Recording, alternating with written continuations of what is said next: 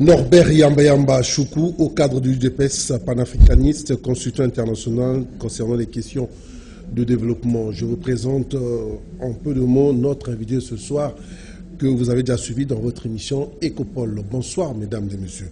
Monsieur Norbert Yamba Choukou, je vous dis bonsoir et bonne année. Bonsoir, bonne année à tous les téléspectateurs. J'estime que l'année 2020 sera une année de prospérité, une année qui va véritablement donner l'impression d'un nouveau tournant, j'allais dire d'un pays qui fonctionne autrement. En tout cas, c'est la deuxième fois. La première fois, nous avons eu beaucoup d'échos concernant votre passage dans cette émission Ecopole. Et bien pour ce soir, nous sommes pratiquement à la fin de l'année. Nous allons devoir discuter, échanger sur l'actualité de la République démocratique du Congo, de l'arrivée du chef de l'État sur le plan économique, de la vision un peu de l'UDPS, parce qu'il faut rappeler que vous êtes au cadre de l'UDPS. Bref, nous allons parler du Congo ce soir. Ça va? Oui, ça va. Le chef de l'État a fait son adresse au Congrès il y a moins de pratiquement bientôt un mois. Il a pratiquement épinglé la vision et puis la réalité de ce que sera le Congo de demain. D'emblée, je veux d'abord savoir comment vous avez trouvé ce discours, même s'il était assez long. Certes, un discours assez long, mais très enthousiasmé parce qu'il a vraiment touché les problèmes qui concernent les Congolais. Et j'ai vu, l'enthousiasme, l'attitude, j'allais même dire le comportement des députés qui véritablement s'est retrouvé dans ces discours-là. Quant à son contenu, il faut dire que le président voulait faire un exercice politico-technique. Ça n'arrive pas tous les jours, parce que souvent lorsqu'on écoute le discours d'un président de la République, l'impression que nous avons toujours eue, c'est que c'est un président qui dit ce qu'il doit faire. Et puis il y a quand même eu des démarcations, un discours fleuve, quand même, contrairement à son prédécesseur. Lui, il a pris plus de 2 heures. Oui, un discours fleuve, mais parce qu'effectivement, nous sortons d'un système, nous entrons dans un autre système. Et donc, le temps d'expliquer la méthodologie, le temps d'expliquer les réalisations, le temps de donner des perspectives, ça prend quand même un peu du temps, en fait. Le Congo, c'est une méga-nation, c'est un sous-continent. Ça, c'est évident, mais lorsqu'il faut véritablement cadrer l'ensemble du territoire national à la dimension de 80 fois plus que la Belgique, 5 fois plus que la France, 100 fois plus que le Rwanda, donc ça prend un peu du temps. Je pense que dans les jours à venir, les discours seront passés comme on l'a vu, n'est-ce pas? Ça sera un discours qui serait essentiellement dans le sens d'évaluation, parce que tout a été dit. Et donc ce discours-là, je disais que c'est un discours politico-technique, simplement parce que le président a voulu faire un exercice d'évaluation. Il a mis en place un programme intérimaire. Et dans ce programme intérimaire, il y a eu à peu près 492 millions de dollars axés sur 6 compartiments. Il y a la décrispation, il y a la sécurité, il y a la santé, l'électricité, l'eau, les routes, etc. Et donc c'était l'occasion, je parle au président de la République, de faire le compte, ce qu'on appelle la redevabilité vis-à-vis de notre peuple. Pour résumer, la conclusion par rapport aux différentes prestations du président de la République, c'était de dire en fait que oui, nous avons fait ce programme intérimaire, oui, nous avons réalisé un certain nombre de choses, mais dans les prévisions, nous avons réalisé 70%. À l'université, lorsque vous obtenez 70%, c'est que vous passez avec distinction. Donc c'était ça la pertinence de l'exercice. Alors maintenant, lorsqu'on aura terminé à faire cet exercice d'évaluation, on s'est dit, mais et l'avenir? Et l'avenir? Voilà ce que nous ferons dans l'avenir. Beaucoup de gens ont dit, mais ça donnait l'impression que c'est un discours de campagne. Ah, mais non. Il faut rappeler, je m'excuse, qu'il a pratiquement hérité de 18 ans de M. Kabila, où pratiquement tout était à terre, ou même l'économie, les infrastructures qui n'existaient pratiquement plus. Quelques observateurs se disent, est-ce qu'il pourra quand même relever les débits, le défi, permettre aux Congolais de se rebooster vers un avenir meilleur. A-t-il les moyens, en fait? Oui. Ça, la question. Vous savez, ce ne sont pas les moyens qui créent les hommes. Ce sont les hommes qui créent le moyen. Et donc, il suffit simplement d'avoir la volonté, avec un peu plus d'imagination, un feeling politique. On peut véritablement construire une dynamique qui permet de mobiliser les ressources et aller dès l'avant. Avec des bons collaborateurs. Bien entendu, avec des bons collaborateurs. C'est pourquoi je parlais de l'intelligence politique. L'intelligence politique pousse, pas, aux dirigeants, aux responsables, de faire un choix judiciaire par rapport au personnel, par rapport aux ressources à mobiliser, etc. Et donc, si tous ces éléments sont réunis, encore que le président venait de faire une expérience de 11, ça va faire 12 mois bientôt, etc. Il sait au moins regarder 2 fois telle ou telle performance pour dire que tel ou tel collaborateur est capable de faire ceci ou faire cela. Il sait aussi évaluer ces différents collaborateurs pour dire tel, je l'ai mis là-bas, mais il ne mérite pas là-bas, il pourra aller de l'autre côté. Et le mandat, il est de 5 ans. Bien entendu, de 5 ans, ça c'est évident. Mais une année déjà passée, ça lui donne l'opportunité, n'est-ce pas? Parce que c'est la première fois qu'il arrive, et c'est la première fois qu'il se met avec tous ses collaborateurs pour travailler dans la perspective de pouvoir transformer la République. Et donc, il faut lui donner aussi... Au-delà des soupçons de corruption qui minent un peu son entourage. Vous parlez bien des soupçons. Ouais. Vous parlez bien des soupçons, et c'est comme ça qu'il a tapé, n'est-ce pas, le main sur la table pour dire plus jamais ça. Vous vous rappelez qu'avant qu'on entende tous ces détournements, le président avait réuni son cabinet. Ce n'est pas un secret pour personne. Il leur avait dit, au regard des soupçons, etc., pour dire ceux qui sont venus travailler avec moi, ceux qui veulent que nous puissions changer le Congo et qui s'autorisent de poser des actes incontrôlés ne seront pas avec moi. Et que chaque institution devra jouer sa partition. Il leur avait déjà tenu en garde.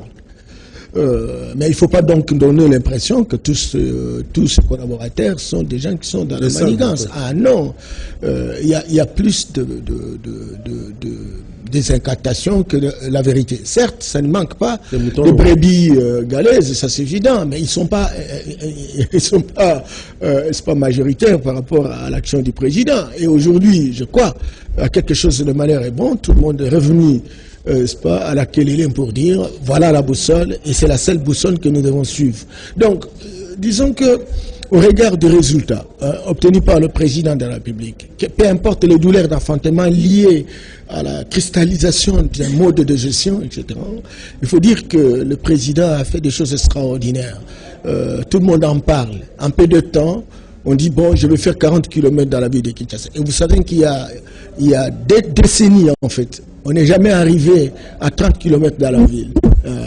Et donc, aujourd'hui, c'est très clair, des grandes avenues comme Kulumba, ça fait pratiquement plus de 30 ans comme ça, cette avenue n'était plus ouverte. Des avenues comme l'université, plusieurs fois, entretenues, mais bon, ça ne marche pas, etc.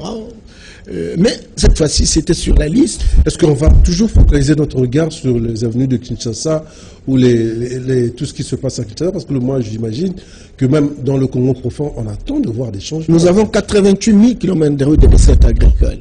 Nous avons 152 000 km de routes, etc., que les colons, les Belges nous ont laissés. Okay. Nous avons au moins 1500 bacs. Nous avons 3500 ponts, nous avons 14 000 km de voies fluviales qu'il faut baliser compagnie, nous avons 7 000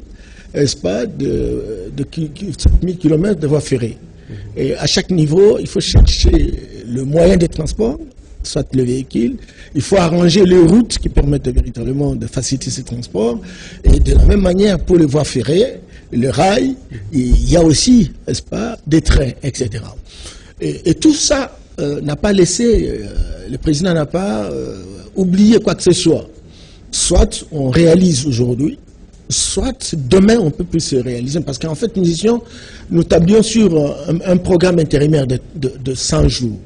Et donc, dans 100 jours, on ne sait pas tout terminer. En fait, c'était le concept, il faut dire que c'est un concept de 100 jours, parce que les travaux, il y a des travaux qui ne sont pas encore finis. Oui, en planification. Comme nous avons les sauts de moutons jusqu'à présent, c'est au-delà des 100 jours. Hein. Oui, en planification, il y a ce qu'on appelle la rétroaction. C'est comme ça que les évaluations existent.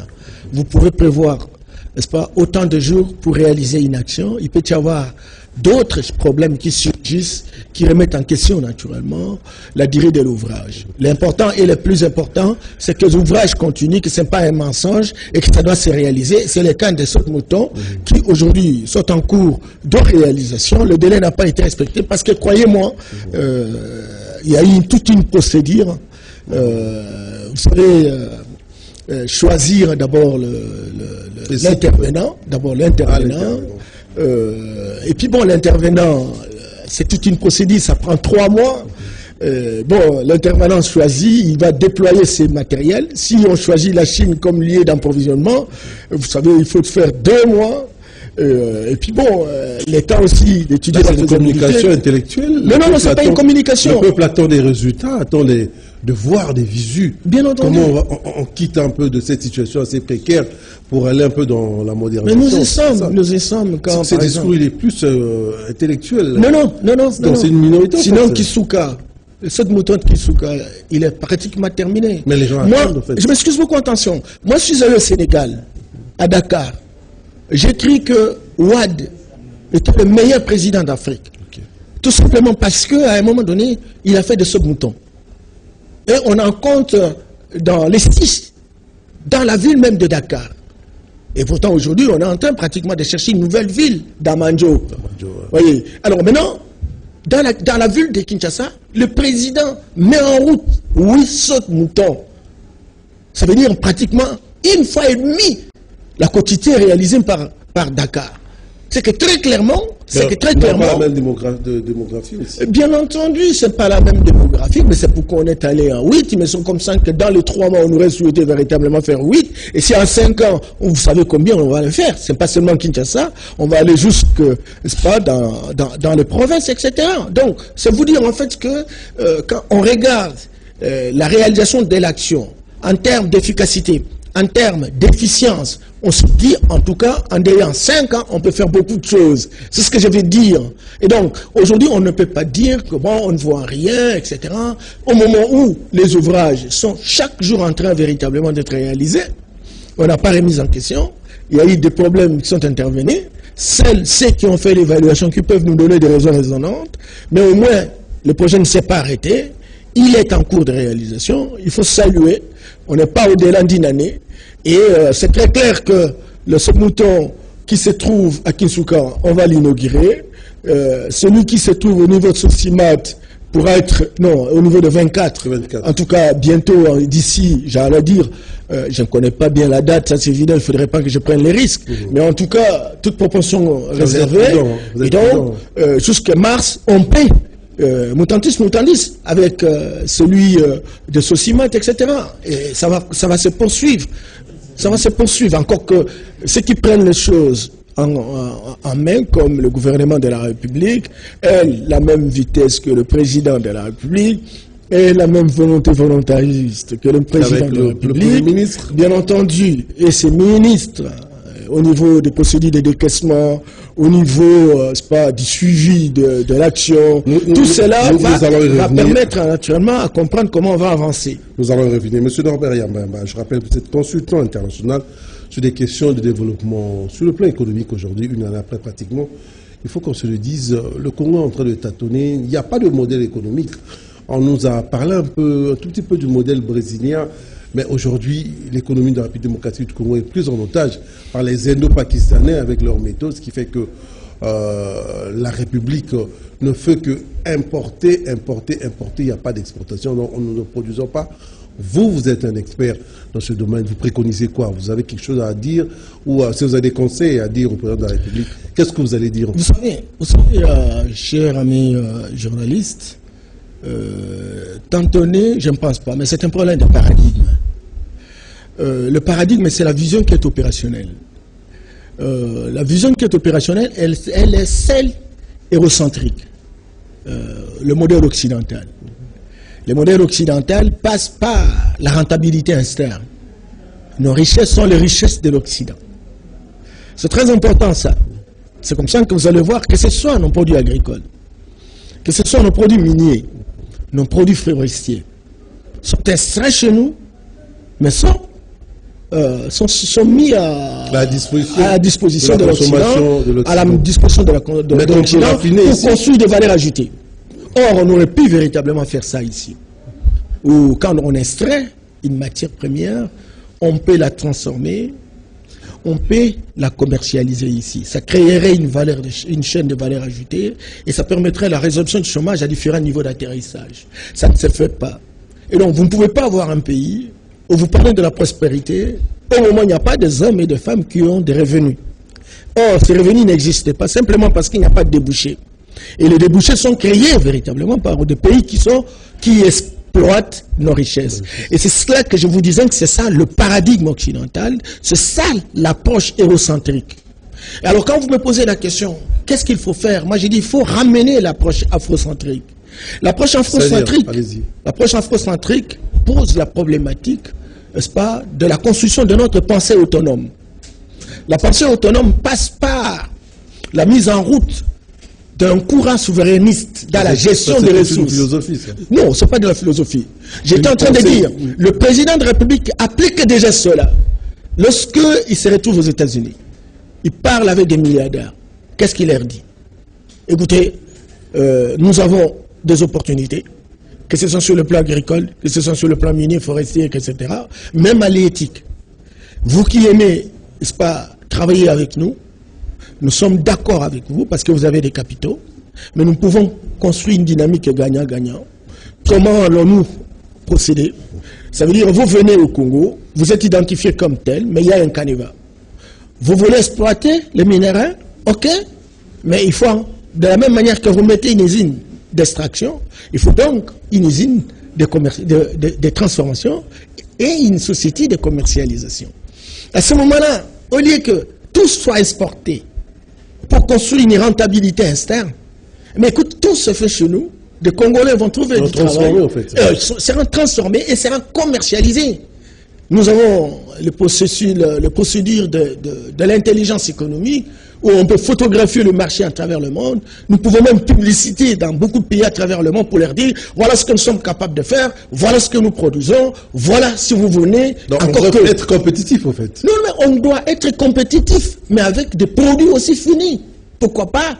Écoutez, les Chinois, qu'est-ce qu'ils viennent faire ici? Tout ce qu'on nous vend ici, mais ce sont des produits finis. Nous aussi, nous pouvons véritablement faciliter les produits finis. Comment pouvez-vous imaginer, mon ami? Nous avons la forêt. Nous avons plus de 500 millions de mètres cubes de bois, potentiellement. Nous ne dépassons pas 500 000 mètres cubes. Mais écoutez, je suis à Bikoro, à l'Équateur, là où il y a plus de 8 sociétés forestières exploitant nos bois, etc. Et l'administrateur du territoire n'a pas, n'est-ce pas, même pas de planches pour avoir des chaises, pour avoir une bonne table, etc. Les écoles n'ont pas de portes, les écoles n'ont pas de fenêtres. Alors, qu'est-ce qui empêcherait que celui qui exploite, n'est-ce pas, le bois, puisse avoir une usine de transformation de ce bois pour nous fabriquer, n'est-ce pas, des tables, des portes, des fenêtres, etc. Ça, on en a besoin. Vous ne pouvez pas avoir toutes les sociétés, elles sont plus de 85, qui ne travaillent que pour exporter le Brit. Vous imaginez? Mais ces braves messieurs de l'extérieur ne viennent pas comme ça. Il faut qu'il y ait des garanties sur le plan économique, sur le plan sécuritaire, sur le plan de la fiscalité. Vous êtes d'accord avec moi? Donc d'abord en interne, il y a un grand travail qui doit se faire d'abord. Bien entendu, mais c'est là justement que nous sommes en train véritablement de brosser pour construire ce climat qui permette les affaires de bien marcher. Raison pour laquelle le président a fait le diagnostic pour dire que au-delà c'est pas d'un comportement vautour qui s'est installé dans le pays, mais il y a aussi des mentalités qui vont avec. Les mentalités de corruption institutionnalisée, etc. À bannir. Et donc, à bannir. Et là, il met en place ce que nous appelons la cellule des changements de mentalité qui doit travailler pour défomenter, déprogrammer, décoloniser psychologiquement tout ce qui a été investi dans le vol, dans la corruption, etc. Et deuxièmement, le président veut... blanchiment d'argent. Bien entendu, le président veut requinquer tous les services de dissuasion. Par exemple, le cours et tribunaux. Le moment est arrivé pour que le procureur, véritablement, puisse suivre les infractions. Bon, il y a l'agence nationale de renseignement qui doit véritablement faire le rôle d'agence d'intelligence. Et bon, vous avez la Cour des comptes, vous avez l'inspection générale des finances, vous avez la société civile. la société civile, le Conseil économique est là, justement, effectivement, pour faire le point, pour faire des recommandations, pour photographier la situation, etc. Mais vous n'avez pas que ça. Vous avez l'Assemblée nationale et le Sénat, à différents niveaux, les assemblées provinciales, vous voyez, jusqu'au niveau des chefferies. Et il faut que chacun joue sa partition. Il faut que chacun joue sa partition. Les journalistes que vous êtes, le quatrième pouvoir, si les journalistes vont quitter les incantations pour aller dans les sens de fouiner véritablement les informations et donner des informations, pas de manière subjective, intentionnelle ou avec des émotions toxiques, mais faire en sorte que, par exemple, telle entreprise ou telle personne a posé tel acte, etc. Et lorsqu'on vérifie, on trouve effectivement que c'est là une vérité. À ce moment-là, ça va dissuader les individus. Nous, on a toujours dénoncé, on a toujours condamné les méfaits. Maintenant, c'est aux politiques de prendre les décisions. Des gens n'ont jamais été arrêtés. Il y a un laxisme total de la part. Oui, c'est un système qui a fonctionné. Vous savez, chers amis journalistes, il y a une discipline qui vient d'être née actuellement. Ça s'appelle la manquémologie. La manquémologie est une discipline qui est née des panafricanistes aujourd'hui. Parce que les gens ont tendance à dire, mais nous avons connu un système corrompu. Nous allons revenir avec le panafricanisme parce que c'est un grand sujet que nous allons développer avec vous, parce que je rappelle que vous êtes aussi panafricaniste. Mais actuellement, la République démocratique du Congo est en proie à des violences au niveau de l'Est, à Béni, à Bukavu. Ça fait quand même mal, ça fait plus de pratiquement 19 ans que ces tueries sont en train de continuer. Et ça affaiblit un peu l'image de la République démocratique du Congo au niveau de l'extérieur. Aujourd'hui, vous préconisez quoi? Le cardinal Mosengo vient de Béni, il a dit qu'il y a cardinal même... Ambongo plutôt, excusez-moi. Il a dit qu'il y a même des compatriotes qui sont dans, malheureusement en complicité avec tous ces criminels-là. Qu'est-ce qu'on doit faire pour mettre fin à ces tueries? Mais je parle à l'homme politique que vous êtes. Oui, je crois, la dernière fois que j'ai eu une émission avec vous, ici, je vous ai parlé que la situation à l'Est est une situation qui relève d'une convergence d'intérêts entre trois compartiments. Il y a, au niveau interne, il y a des complotistes qui sont fondamentalement des Congolais, qui tirent des dividendes autour de cette guerre, etc., et qui donnent l'impression qu'ils sont préoccupés, et pourtant, ce sont eux véritablement les instigateurs potentiels. Et puis bon, il y a aussi la sous-région, nos compatriotes qui sont de nos voisins, etc. Vous savez, monsieur le journaliste, qu'on peut tout changer, on ne sait pas changer la géographie. Nous avons des voisins. Et nos voisins... Il y a des immixtions. Nos voisins, vous savez, le Rwanda, le Congo est plus que le Rwanda, plus de 100 fois plus que le Rwanda. Et donc, et le Rwanda est notre voisin. Mais beaucoup de rébellions, vous savez, sont partis du Rwanda, etc. Il en a tiré le goût, etc., au point où il devient le centre d'intérêt, se faisant véritablement le miracle économique à travers le monde, et pourtant avec les richesses du Congo et du Congolais. Et donc, vous avez également les vautours internationaux, ceux qui aujourd'hui sont en train véritablement de travailler pour, rafler les richesses des gens qui ont des think tanks, qui travaillent et qui produisent des idées et qui savent identifier tel ou tel pays avec autant de potentialités. Et lorsqu'on regarde le niveau de raisonnement et le niveau d'engagement et de conviction de l'élite politique intellectuelle, c'est assez faible. On en profite au maximum dans cette construction de cette convergence compartimentale. Et donc, c'est ça en fait. Et le président de la République, qui est dans l'opposition et qui connaît comment les choses se passent, etc., a mis en place un package, ce qu'on appelle un agenda stratégique, qui est orienté sur les trois compartiments. Discuter avec les vautours internationaux, qui sont généralement les multinationales, qui ne travaillent qu'en fonction des intérêts, leur faire comprendre qu'ils peuvent gagner ce qu'elles gagnent, en étant en collaboration, en partenariat avec le Congo. De la même manière, avec les voisins, où le président leur explique qu'on peut tout gagner, mais simplement avec des projets, je me suis beaucoup, avec des projets intégrateurs, des projets fédérateurs. Le Rwanda est en train d'exploiter le gaz méthane. Oui, ça lui fait de l'argent, ça c'est évident. Mais nous aussi, nous avons... Faites attention parce que ça se tire. Hein, c'est une matière qui se tire dans le lac. On ne sait pas. on ne sait pas si, effectivement, le pompage ne va pas jusque chez nous, parce que c'est installé vraiment au milieu, vous voyez. Donc, on paie avec le Rwanda, parce qu'il a mis en place, n'est-ce pas, une usine d'extraction. Nous pouvons faire un projet intégrateur ensemble, et on gagnerait. Le Rwanda aujourd'hui est en train, pratiquement, de mettre en place une usine j'allais dire, de raffinerie de coltan. Écoutez, bon, nous on a le coltan, plus que le Rwanda d'ailleurs, etc. Encore qu'il faut se poser la question si effectivement il y a une disponibilité au Rwanda. Mais pourquoi on ne ferait pas ensemble pour qu'on se partage véritablement les dividendes? On le ferait de la même manière avec l'Ouganda, pour l'or, etc. Le problème plus économique, j'ai l'impression que vous dites que le problème plus économique que militaire, en fait. Oui, mais alors maintenant, ces enjeux économiques ont généré des enjeux politiques. Au point où cet espace géographique est considéré comme rentable. Et les vautours se disent, mais pourquoi ne pas autonomiser cet espace? Et donc, il y a convergence d'intérêts avec... Et les Congolais meurent chaque jour. Bien entendu, les Congolais meurent. Mais alors, maintenant, on s'est dit, ben, si nous allons dans la poche de l'autonomisation, ce que d'aucuns considèrent comme la balkanisation, on gagnerait plus. À ce moment-là, on ne va pas négocier avec Kinshasa, on aurait la facilité, on met en place, n'est-ce pas, des rois télé, et avec eux, on peut véritablement exploiter les choses. Ça, le président connaît les tenants et les aboutissants, et il est en train véritablement de travailler. Et vous voyez comment il met en place des mécanismes de dédramatisation des relations avec nos voisins. Il est tout le temps au Rwanda, il est tout le temps en Ouganda. Les gens disent, mais pourquoi?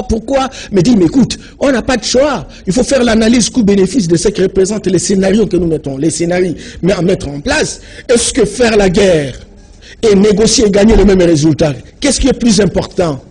Et donc l'analyse coût-bénéfice et risque de chaque scénario nous pousse à ne pas faire la guerre parce qu'on aura à faire de pertes de vies humaines, pertes en matériel. On a d'autres priorités pour lesquelles nous devons nous engager, mais discutons avec ces gens et le bon sens. Et l'intérêt commun devra triompher. Et aujourd'hui, nous sommes en train véritablement de... C'est quand même difficile pour les Congolais de comprendre ça. Vous expliquez très bien, mais pour l'instant, c'est quand même assez difficile. C'est assez difficile parce que c'est une situation qui a duré longtemps, dont on a trouvé des complices, des comploteurs à l'intérieur de la République. Mais aujourd'hui, on a coupé ce cordon ombilical. Il y a des derniers sursauts, n'est-ce pas, de ceux qui véritablement sont désespérés. Et je dois vous avouer qu'aujourd'hui, on a touché même le cœur.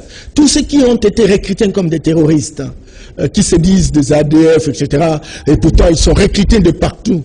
Voilà. Ces gens-là sont en train d'être touchés. L'orgueil de nos militaires aujourd'hui, parce que dans la politisation de l'armée aussi a beaucoup joué naturellement pour que véritablement ces gens puissent avoir de l'emprise. Mais nos militaires sont en train de prendre conscience aussi et que leur honneur en dépend, mais surtout l'honneur de notre pays, l'avenir des générations futures. Voilà. Encore qu'ils auront des comptes à rendre devant l'histoire et les générations futures. Et beaucoup s'engagent aujourd'hui dans la perspective de pouvoir remettre en question la dynamique complotiste qui a été mise en place. Nous croyons qu'avec la capacité de persuasion du président de la République, avec le degré de conscience de nos militaires, etc., et le degré de conscience aussi de la communauté internationale qui commence à comprendre qu'on peut gagner ensemble, sans faire la guerre, à ce moment-là, je pense il y aura des évolutions positives. Mais croyez-moi, il y en a même la MONUSCO. Vous avez suivi le président de la République à la 74e Assemblée Générale des Nations Unies. Il a souhaité véritablement qu'on puisse revisiter le mandat qui a été donné à la MONUSCO. Parce que la résistance de la MONUSCO, d'être côte à côte avec les militaires congolais, est empêchée d'une manière ou d'une autre par le mandat qui lui a été donné. Aujourd'hui, nous voulons véritablement que cela soit très clair en termes de résolution du Nations Unies. C'est un grand débat, mais on venait d'octroyer encore une année. Après, c'est pas une année pour seulement faire l'observation. On n'en a pas besoin. On a besoin de gens qui entrent en ligne de compte, même si, vous comprenez, les institutions internationales sont des outils de ceux qui ont gagné la Deuxième Guerre mondiale et qui véritablement sont instrumentalisés à souhait selon leurs intérêts. Je rappelle que vous êtes aussi au cadre de l'UDPS. Le débat, c'est aussi des voix qui se lèvent actuellement pour dénoncer cet accord entre le FCC et le CACH. Je crois que vous êtes d'accord avec moi. Que ce soit du côté du FCC, du côté du H, du côté du CACH plutôt. C'est pas un frein aussi au développement des idées du chef de l'État, parce qu'on se rend compte que l'opposition directe du chef de l'État arrive au niveau du partenaire qui est le FCC. Le président de la République a publicité son projet de société, son offre politique, son programme. Et sur base de ces éléments programmatique et idéologique, il a été élu président de la République au suffrage universel direct. Mais, croyez-moi, nous sommes dans un processus où il y a trop d'acrobatie politique. Il y a aussi la résignation et la capacité de notre peuple aussi à appréhender certains enjeux. Lorsqu'on donne la majorité à un président de la République, lorsqu'on élit un président de la République, il faut lui donner la majorité. Parce que c'est dans cette majorité que le président devient efficace pour opérationnaliser son offre politique. Il me semble que, contrairement à ces principes de base, le président est élu et les outils d'opérationnalisation, notamment l'Assemblée nationale, le Sénat, on confie à l'ancienne majorité, etc., qui, à un moment donné, a démontré ses limites. Hein, parce qu'elle qui continue à démontrer ses limites. Alors, devant cette situation difficile, où le président de la République doit définir les politiques publiques avec le gouvernement, au travers le Premier ministre, etc., or, le Premier ministre n'est pas ici de son obédience. On fait comment? Alors, pour que le Congo et les Congolais gagnent, il faut construire des synergies gagnantes. C'est ce que nous appelons la coalition. Les partenaires ne sont pas... C'est ce que nous appelons la coalition, parce que nous avons pensé que les élections de 2018 pouvaient donner des leçons au FCC, qui croyaient que notre peuple est un abouti fondationnel et qu'il ne comprend rien. Et le peuple a montré que malgré qu'on lui prive des informations, malgré qu'on n'a pas suffisamment vulgarisé ce dont il est question, ne serait-ce qu'en termes d'enjeux électoraux, etc. Mais il ne voulait pas que le FCC puisse avoir la présidence. Le FCC a des ambitions pour 2023 et le FCC c'est le partenaire du cash, en fait comment? Oui, mais c'est pourquoi je vous disais qu'il faut que le FCC tire ses conséquences. Aujourd'hui, le président de la République est comme le coach national. Nous avons fait une coalition. Et lorsqu'on fait la coalition, l'équipe est dissoute, l'équipe devient incolore. C'est-à-dire quand vous avez une équipe nationale, les uns viennent de Mazembe, les autres viennent de Vita, de Saint-Pérenessant. Et donc, nous sommes dans une équipe nationale. Et il n'y a qu'un seul coach, c'est le président de la République. Oui, vous êtes en train d'observer au travers les actes qui sont posés. La décision du président de la République, elle est d'être rendue opérationnelle, elle est contestée par ceux qui sont censés véritablement faire partie de l'équipe. Et lorsqu'il y a dans une équipe, les joueurs commencent à contester véritablement l'entraîneur et se réfèrent à leurs entraîneurs de provenance, ça devient un danger public. Et c'est là justement que je dis, le FCC doit comprendre cela, que si à un moment donné, le Congo et les Congolais ont sanctionné le FCC, et qu'aujourd'hui, il est prouvé que Félix Tshisekedi, dans les 3 mois, dans les 100 jours, a démontré de quoi il est capable de pouvoir bouger et déplacer le montant de son pays, c'est que très clairement, si on ne lui donne pas la possibilité de poser des actes et de prendre des décisions stratégiques, le peuple s'en prendra au FCC. Les 2023, dont le FCC, justement, est en train de chanter, sera dès 2023, nous sommes dans la clé. Alors vous êtes liés ensemble. On est liés, c'est comme ça que je dis que nous avons intérêt à gagner tous ensemble. Nous avons intérêt à gagner tous ensemble. La fragilisation de l'un par l'autre fragilisera véritablement l'ensemble de l'équipe. Et c'est comme ça que je voudrais que cette occasion soit une opportunité pour que maintenant les idées soient valorisées. Si demain en 2023, nous gagnons tous, parce que le FCC pourra aussi dire, oui, nous avons eu la majorité au gouvernement, oui, nous avons fait ceci, nous avons fait cela. Alors maintenant, il va rester la MOUCA, le cash, le FCC. Mais seuls les gens qui auront des idées, seuls les gens qui auront des innovations, des spécificités pour susciter l'espérance vont exister. Mais si on va dans une sorte d'incantation qui frise une sorte d'adolescence retardée dans la manière de faire les choses, moi je pense que notre peuple est en train de grandir. Vous savez, le fait, le geste, le comportement, n'est-ce pas, de l'élite politique façonne l'opinion. Et cette opinion n'est pas à l'état d'animalité zéro. Elle est en train véritablement d'avancer et il connaît les tenants et les aboutissants, il connaît les auteurs de leur situation et ça risque de tout discréditer tout le monde et tout le monde risque d'en pâtir. Raison pour laquelle nous continuons à croire, nous, de l'IDPS ou du CACH, que l'UFCC qui est avec nous, qui visiblement est plus nombreux que nous à l'intérieur des institutions de la République. Il y a beaucoup d'hypocrisie. Et donc, Oui, mais c'est cette hypocrisie qui doit partir parce que notre peuple a besoin de respirer. Quand les gens tombent des inondations, quand les gens tombent parce qu'ils n'ont pas d'électricité, quand les gens tombent parce qu'ils ne savent pas quoi manger, quand les gens tombent parce qu'ils ne savent pas se soigner, etc. Et quelqu'un qui vient, il dit, voilà, sur le plan de santé, je vous ai jamais mis une stratégie. Sur le plan de l'économie, jamais une stratégie. Et vous ne voulez pas que cela soit rendu opérationnel. À ce moment-là, vous êtes en train de planifier la mort de l'ensemble de notre peuple. Et c'est ce que nous ne voulons pas. C'est la raison pour laquelle le président utilise la sagesse. Beaucoup disent, mais comment tu sais qu'il dit, regarde les choses, il n'a aucune manœuvre, etc. On peut toujours créer un problème. Et parce le temps passe. Entre-temps, le temps passe et beaucoup de gens auraient réussi leur coup. Parce qu'en fait, l'intention, c'est provoquer et pousser le président à poser des actes parfois incontrôlés. On ne le fera pas parce que le peuple nous fait confiance et nous avons suscité l'espérance de notre peuple.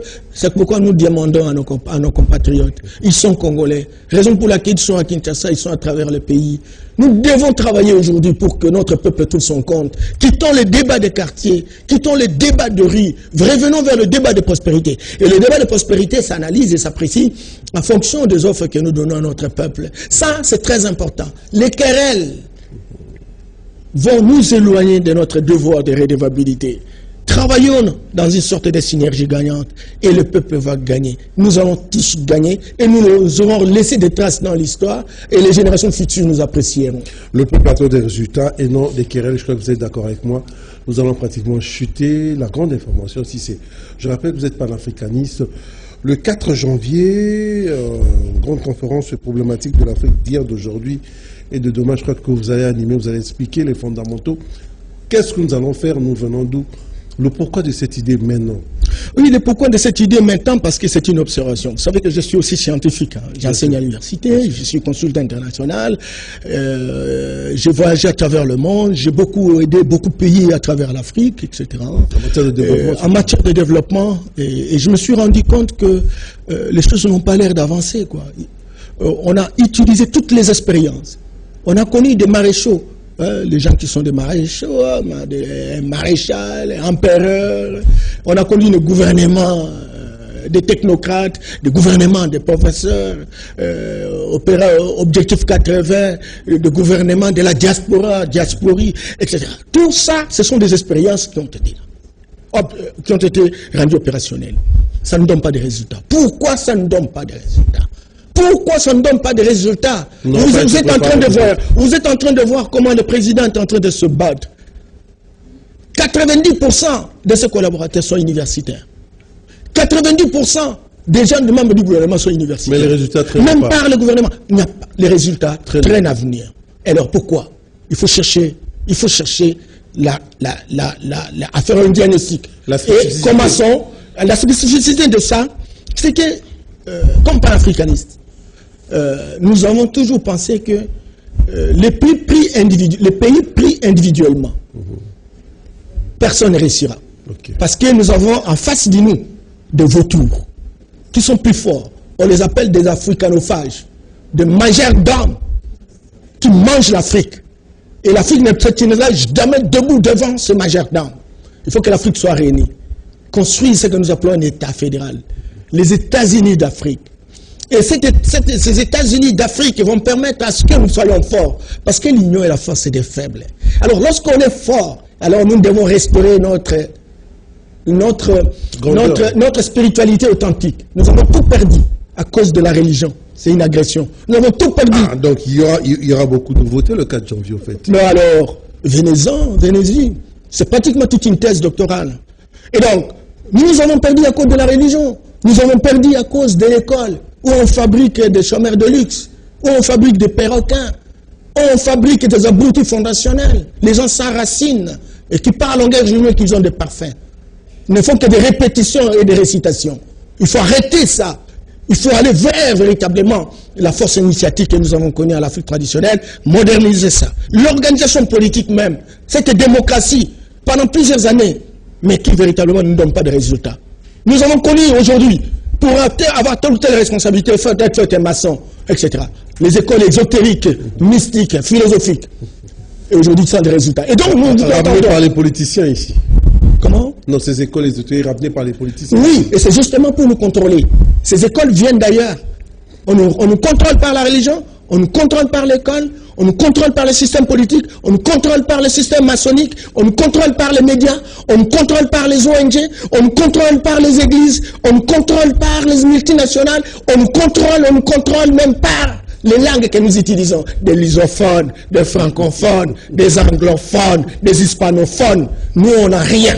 On n'a rien. Il faut arrêter.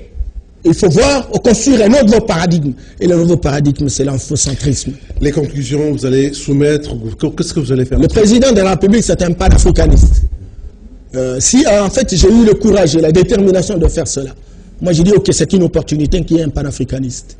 Et puis bon, nous allons faire des recommandations, nous allons aussi les lui soumettre. Ça ne réussira pas seulement à ce niveau. En 2021, le président sera président de l'Union africaine, qui est un machin. Vous savez, 90% des fonctionnaires sont payés par l'Union européenne. Comment pouvez-vous accepter véritablement être autonome lorsque tous les fonctionnaires sont payés par l'Union européenne? Oui, et donc, il faut construire un courant souverainiste. Pas souverainiste pour jouer l'autarcie. Ou pas un souverainiste d'incantation. Mais un souverainisme qui s'installe sur base d'une fondation, mais en acceptant un greffon avec ce qui vient de l'extérieur. Pour avoir des pieds sur terre, avoir des racines qui nous permettent véritablement de rebondir. Sans quoi, on va pleurer des années et des années, et on ne va pas s'en sortir. Parce que chaque chose qui arrive, donne un semblant de soulagement, mais on va continuer sur la même lancée.